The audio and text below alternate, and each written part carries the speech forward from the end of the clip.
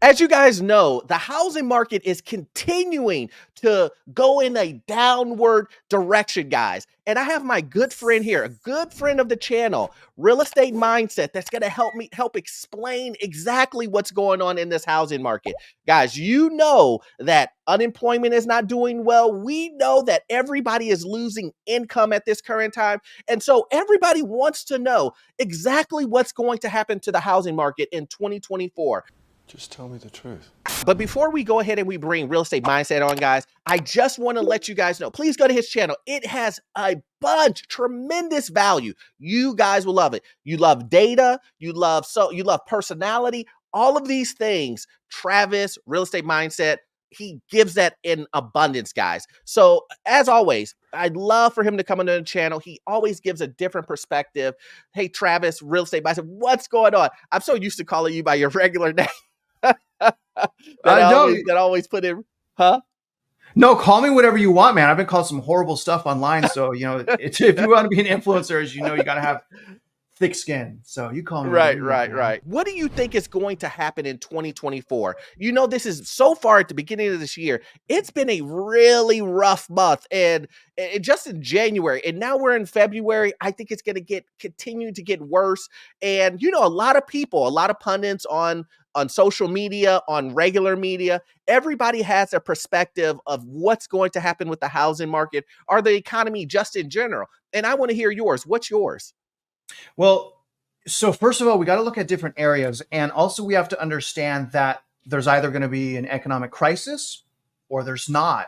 And an economic crisis or any type of turmoil or credit event is going to have it should, as long as this unhinged unemployment follows that, should have a drastic impact on the housing market. And so, Orlando, the question becomes is, when will turmoil come and what will it be? Right. And that's really hard to answer. So, I can forecast that. I can tell you, the main areas of concern. But when we look at specifically the housing market, we got to start by looking at interest rates. Interest rates pretty much lead everything else, which is sales and transaction, new construction prices and inventory. So as far as interest rates, I believe that we're going to stay elevated. So we started the year, I think, at 3.9% on the 10-year. The 10-year is tracking residential mortgage rates, not the federal funds rate.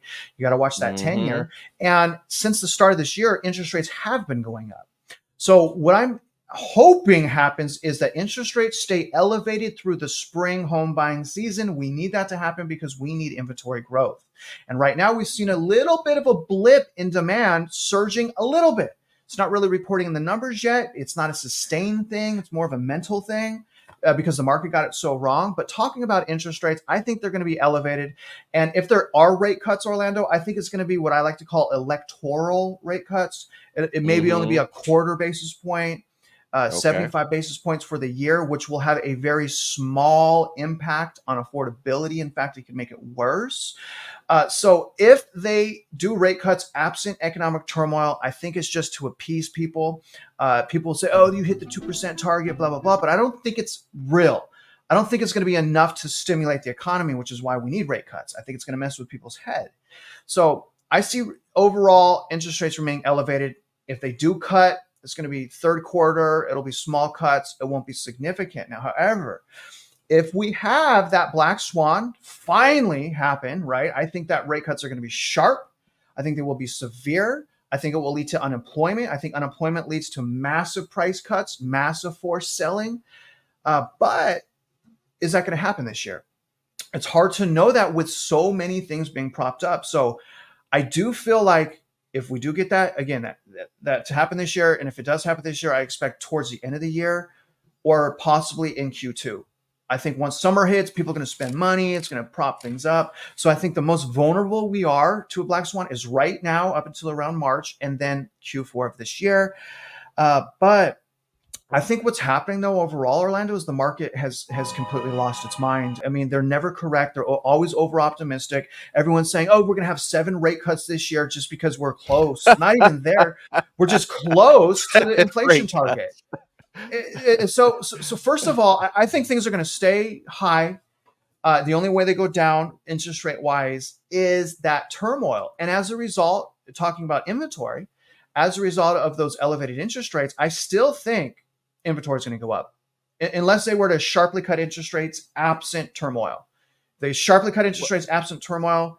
Maybe that's a bad thing. It just depends on how many people get off the sideline that want to sell. The golden handcuff effects is easing. So I think 2024 is going to be about the golden handcuffs just continuing to subside, continuing to ease. That's part of the lag effects of the quantitative tightening. So I suspect this year we'll also see increased inventory for both existing and new homes as well. So the question I'm also asking Orlando is like, okay, what could these black swans be? So we have like the number one thing is like lag effects. Like when are those lag effects going to burn enough money out of the system to create unemployment, mom and pop shops, small businesses, things like that. So we have the lag effects that are still going on that people don't want to consider. Then we have all this geopolitical stuff where it would be more deficit spending, more inflation, everyone's suffering from higher prices. Then we have China's meltdown of real estate, absolutely catastrophe going on in China. That could hurt us as well. But another thing is commercial real estate. And I was told, some of the top banks in the US right now, a lot of their assets are held in real estate, commercial real estate that's going down. So it's hard to know which one is going to happen first and what the Federal Reserve will do about it. So those are all the things that, that I'm watching, obviously, which equals consumer default, consumer unemployment, lower prices of houses because of forced selling and more inventory. So I don't know which one comes first. I mean, literally, I wouldn't be surprised tomorrow if any one of those things started to really dig into the economy. And I agree with you on that. But one thing that you touched on that I want to talk to you about is, what do you think is going on with this unemployment? I mean, I've done videos where I've talked about the UPS, fiasco where they're cutting, 12,000 workers and whatnot after they signed one of the biggest deals that the union made for them. And then you're starting to see a bunch of other tech companies, a bunch of hospitals and things of that nature. It's starting to spread where you're seeing more and more and more layoffs happening. And one of the things that I, want to point at is January has been one of the biggest months for layoffs, and that trend is continuing. Every day you wake up and you open up your browser, your Chrome or something like that, go into Google, and you see the headline say, this layoff is happening. A company is laying off 5%, 10%, 20% of its workforce, global workforce. How do you see that this is going to turn out? Do you see more job losses happening? Do you think this is just seasonality where it's just a January, February thing? What do you see? Well, first of all, I see an unemployment rate that's 3.7. So we see a labor market that's softening, but it is not broken. Anyone should admit that, especially when you compare it to the GFC. GFC, we couldn't even get a job, whether it was part-time or full-time. So 3.7% is low. That is a fact. But I believe, because we've been doing quantitative tightening for 2 years, how the heck is the unemployment rate still low, right? Like everyone's shocked, but I believe there's two main reasons for this. Number one, small businesses like mom and pop shops. We cannot fathom the amount of EIDL, economic injury disaster loans, and the PPP loans. They set up small businesses, mom and pop, and even mid-sized businesses to handle an actual lockdown. So far, QT has been a piece of cake because they got all that in the money. So you have that's still propping up the labor market, but you also have the government interfering. So they're creating government jobs. The revisions are massive downward revisions. I mean, what would the unemployment rate be after those revisions? It would be way higher. But they don't re-report the unemployment rate after the revisions. They slide it under the rug. They celebrate low unemployment rate. And so I see a labor market right now that's heavily manipulated by part-time jobs, seasonality, government working, and the money still in the system. But when we look closer within the numbers, Orlando, we see that it's very unhealthy. And what I mean by that, if we look at the December report, in the December report alone, 1.5 million full-time jobs were lost. That's recessionary numbers. Whereas I think it was 700,000 part-time jobs replaced that. Now we fast forward to January, everyone's celebrating, oh my God, January is great. Well, look at all the revisions. And also we lost 90,000, I think it was about 90,000 full-time jobs in January. We are bleeding good paying full-times, I can retire here jobs. Those are being replaced by like that side hustle, DoorDash, blah, blah, blah, blah, blah. Gig economy. gig Right. economy. And Right. so, but the jobs are still there. So I still see jobs still there. I just see it as junk, though. It's completely trash. It's like nothing we've ever Well, experienced. We have the, go ahead. one thing that I want to say is that, man, listen, I understand the gig economy stuff, but everyone can't do gig economy. Right. Everyone can't be, delivering pizzas, and it's just not. Here's the thing: it's just not going to work because at some point there is a cap to how many people are buying. Yeah. Buying DoorDash or buying that Red Robin and have it delivered to their house. There is a cap to that, and you're gonna start seeing gig economy slow down, guys. Listen, I'm telling you, you're gonna start seeing gig economy slow down. Why? Because if people's income isn't there to buy those things like DoorDash, and let's not forget, DoorDash is upcharging you on everything, guys. DoorDash is that $10 burger is $15 on DoorDash. And then they're charging you a fee on top of that. So you guys can't think that you're going to get charged exactly what you can get if you go walk into the door yourself to do that, or to purchase that burger, and think that they're going to also be able to pay these individuals to deliver it to your home. There is going to be some type of upcharge to that. And if people's income is dropping, then Yep. how many people are going to be ordering out? That's what I'm trying to say. So I understand that everybody is in love with this DoorDash gig economy, delivering groceries for Walmart. I understand that everybody loves that. And I'm not saying that you shouldn't do it. If that's what you want to do, great. But just remember, it looks good now, but 6 months from now, you're going to start seeing DoorDash starting to say that we're laying off people. We're not taking any more people to do this type of work. So I think people should be prepared for that and not have all of your eggs in that basket. And honestly, Orlando, because I'm glad that you segued into that, because I was getting to the next point, is because of that gig economy and those part-time jobs that foundation of employment is so weak. And so the way that unemployment works is it's unstoppable. That's why they have to slash rates and stimulate, because it is a domino effect that is so powerful. It's as powerful as consumer sentiment.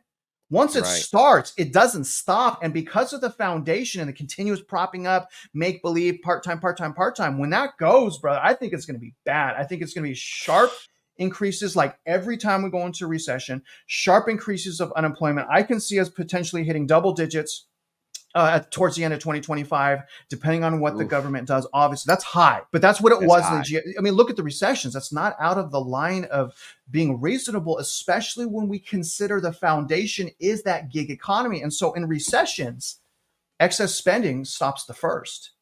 Going out to eat, doing DoorDash, all of these things, that stops first. And so again, I would strongly agree with you. It's because of those things that I believe that unhinged unemployment will, for a time, it will be unstoppable. And honestly, and think about, if the government continues to stimulate, they could create hyperinflation on top of unemployment. So there's just so many things going on right now. But I definitely think once it starts, man, I think it's going to snowball, because it always does. Yeah, I just think 2024 is going to be the year of Hellcats and BMW 7 Series repos. I just Yeah. think that, it's going to continue to get worse before it gets better. But I want to ask you one last question before we get off of here. It's the juicy question that everybody wants to know, which is, should I buy a house in 2024? Should I get everything ready right now to pull the trigger on buying a house in 2024, because everything is going to collapse and this is the best time to buy this year? What's your opinion on that? So, okay, I have to talk with extreme specificity, because we have to understand every metro, every subdivision, and every consumer is different. And so, what I'll say is this, Orlando. First of all, overall, everyone knows by now it's incredibly toxic housing market. We have all these headwinds coming, potential massive price cuts. We have PE ratio at 7, biggest asset bubble ever, payment to income ratio matching the 1980s. So everyone knows. Okay, so the thing is, though, there are still some deals out there. So I will say, if you are going to buy, overall, it's a horrible idea. First of all, overall, terrible idea. But if you are, I think it's so vital that if you're purchasing right now, you got to have the right expectations. You got to understand, Right. if you lose equity, you can't refinance. If you lose equity, you can't sell. So you have to have the proper expectations. And I would also encourage people, if they're buying, use the fundamentals, because it's so important right now to use fundamentals. Find deals that have wedge. And then what that means is, a lot of people still don't know what that means, like equity. So purchasing a house for undervalue, it happens. It's just so rare. Another thing, cash flow. If you have to sell, Right. but you don't have the equity, cash flow, right? Like, your rent covers your expenses plus property management, utilities, right? And a 75% occupancy rate. But Right. wedge, cash flow, proper expectation, and maximize purchasing power, credit, income, and assets, and don't have consumer debt. Make sure no more than, say, 25 to 30% of your income is going toward your mortgage, and you have job security. If you have those things and you find your dream home tomorrow, buy it. But the problem is, Orlando, that's almost impossible now. And that's really what we're saying. It's like, it is crashing in certain ways. We have certain things we already see crashes, certain metro areas, and we have others that's not. But the fundamentals are still the same. Wedge, cash flow, proper expectations, not drowning in consumer debt. Find yourself a great deal, because consumers and their decision to purchase real estate is vital. It's so vital, Yeah. man. And people were doing it back in 2021, 2022. They were buying houses online. They were doing appraisal gaps, waiving contingencies. We have such a high buyer's remorse right now. It's almost hard to fathom. So I'm going to Yeah. say, people can wait. They should absolutely wait. But Mhm. that doesn't mean that I'm saying keep your head in the sand. If you're waiting, wait with a purpose, as you always say, and study your market. If you find a great deal, get it. Get it. Right. But I think, again, I just think it's very, very unrealistic for people to expect that. 3 years ago, expect it. Wedge, cash flow, house you love, right expectation. You could expect those things 3 years ago. Fast forward to Yeah, today, man. it's just so overwhelmingly unaffordable. It's just, I don't even want to talk about wedge and cash flow, because it's hard to get both of those on a house. It's very difficult. It can be done. I think overall, people are better off sitting on the sideline and getting paid to wait, and also increasing their Mhm. purchasing power, and having confidence in their patience, in their their ability to hold. I mean, I think that those are all great things. No one, at least I'm not saying that real estate isn't great. Real estate Of course not. historically is great. I love it. I want to buy I real would never estate say that. badly. But, like, what I'm trying to do is, like, you guys, no one's saying you not like we love real estate, but what we're saying is like, right now, as a result of all the things that we talked about, it's very risky. It's very toxic, and it's not like we can rely on the professionals in the industry to be forthcoming. And so Right. consumers have so much stacked against them that it's very hard for me to openly say, go buy a house, because I don't believe at all that it's time. What I'm saying is, people stay ready, stay prepared, educate, and don't get sold on any narrative you can trust, but confirm, empower yourself, and don't let other people do the thinking for you. I just want to say, really, thank you for coming onto the platform, man. Look, your channel has exploded, man. From the time that we both started doing YouTube, we've both grown, but man, your channel has exploded, man. It's really great to see, friends like you, and just your channel grows so much, man. And it seems like you're just like double downing on it. And man, I just want to tell you, like, 2024 for your channel, man, it's gonna be great. And not only just your channel, but beyond the channel, man, just you and your family, man. You guys are gonna have a great year this year. I'm nothing but happy for you, I appreciate it, man. I'm gonna be working like I'm broke. That's for sure. Man, don't we all, man? I'm telling you, me personally, man, I'm waiting to get out of this winter. We have these 10-degree winters and whatnot, and so I'm waiting for this spring to come back around, so me and the family can go on spring break and have some fun with the family, and get some sun. Because man, I'm Let me telling you, man, dealing with let me these take dark you. winters, It's rough. Let huh? me take you guys to. I want to take you and the family shark fishing, catch and release in Texas, man. Or we go to Florida. I want to take you guys. It's amazing. Man, I don't know, man. Those sharks scare me. Not as much as these home prices, though. My gosh, You're man. right about that. You're right about that. But guys, listen, please go to Real Estate Mindsets channel. He gives so much great information. He's a friend of the channel. I promise you, when you go to his channel, you will get so much valuable information. His data, his analysis, they're all great. As always, if you won't get all of your information off of this one video, I need you to watch this video right here. Yes, this video right here. It will give you information on the housing market, financial news, get into your first rental property, and I promise you the information you will get from it will be gold. I'll see you guys in the next one. Thanks.